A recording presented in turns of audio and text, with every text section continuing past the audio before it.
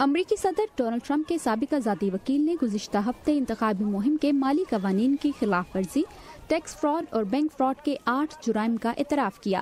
ان خلاف ورزیوں میں ان خواتین کی خاموشی خریدنا بھی شامل تھا جو صدر ٹرمپ کے ساتھ تعلقات کا دعویٰ کرتی ہیں۔ مائیکل کوہن کے مطابق صدر ٹرمپ نے انہیں ان خواتین کو ادائیگی کا حکم دیا تھا، جبکہ صدر اور ان کے حمایتی ان الزامات کی تردید کرتے ہیں اور مائیکل کوہن کو جھوٹا قرار دیتے ہیں۔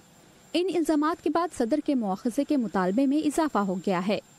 ہمارے پاس ابھی تک کافی ثبوت نہیں ہیں۔ ہاؤس جوڈیشری کمیٹی کے رکن ایرک سویلول جو مواخذے کی صورت میں اس عمل کا باقاعدہ آغاز کرنے کے ذمہ دار ہوں گے، ان کا کہنا ہے کہ اس اقدام پر بات کرنا قبل از وقت ہے۔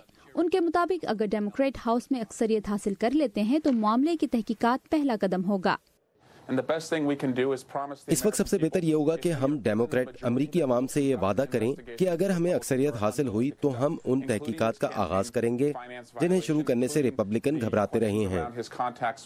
ہاؤس میں زیادہ تر ریپبلکن ارکان صدارتی انتخابات میں روسی مداخلت کی تحقیقات اور صدر کی جانب سے انصاف کی راہ میں رکاوٹ کے الزامات میں صدر کا دفاع کرتے آئے ہیں۔ صدر ٹرمپ کے ذاتی وکیل گزشتہ ہفتے کہہ چکے ہیں کہ صدر کا مواخذہ ایک بڑی غلطی ہوگا۔ میرے خیال سے مواخذہ بہت بھیانک ہوگا، یعنی اس کی کوئی بنیاد نہیں۔ انہوں نے روس کے ساتھ ساز باز نہیں کی، وہ انصاف کی راہ میں رکاوٹ نہیں بنے۔ آپ صرف اور صرف سیاسی وجوہات پر ان کا مواخذہ کریں گے اور امریکی عوام اس کے خلاف بغاوت کریں گے۔ ماہرین کا کہنا ہے کہ ڈیموکریٹک پارٹی صدر کے مواخذے پر خاموشی اس لیے اختیار کیے ہوئے ہے کیونکہ وہ صدر کے سپورٹرز کو متحرک نہیں کرنا چاہتی۔ ملک میں مڈ ٹرم انتخابات قریب آنے پر یہ معاملہ سیاسی میدان میں مزید ہلچل مچا رہا ہے، یعنی انتخابات کانگریس کے دونوں ایوانوں میں اکثریت کا تعین کریں گے۔